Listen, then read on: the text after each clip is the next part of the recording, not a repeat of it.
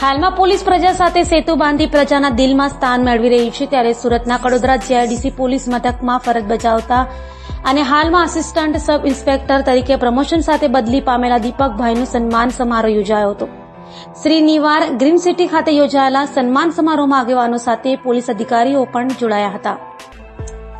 Police હાલ પ્રજા સાથે સેતુ બાંધી પ્રજાની સમસ્યાઓનું નિવેડો લાવી રહી છે, જેને લઈ લોકોમાં પોલીસની ઇમેજ પણ બદલાઈ ગઈ છે.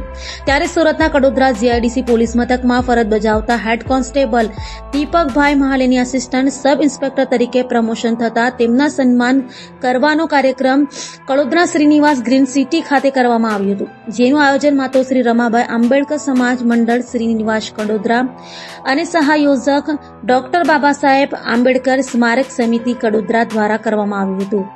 આ કાર્યક્રમમાં કડોદરા તેમજ આસપાસના વિસ્તારમાં વસવાટ કરતા મહારાષ્ટ્રીયન સમાજના લોકો મોટી સંખ્યામાં ઉપસ્થિત રહ્યા હતા અને તેમની ડીજેના તાલે નાચતા ગાતા જાહેર અભિવાદન કરતા સનરૂફ કારમાં રેલી કાઢી આતશબાજી કરતા સન્માન સ્થળે પહોંચ્યા હતા, જ્યાં હાજર મહાનુભાવો અને સમાજના આગેવાનો દ્વારા દીપકભાઈ અને તેમના પરિવારનું પુષ્પગુચ્છ આપી સન્માન કરવામાં આવ્યું હતું. આવું જાહેરમાં સન્માન કરતા દીપકભાઈ અને તેમની પરિવાર ગદગદિત થઈ ગયો હતો અને આંખો હર્ષના આંસુઓથી છલકાઈ ગઈ હતી.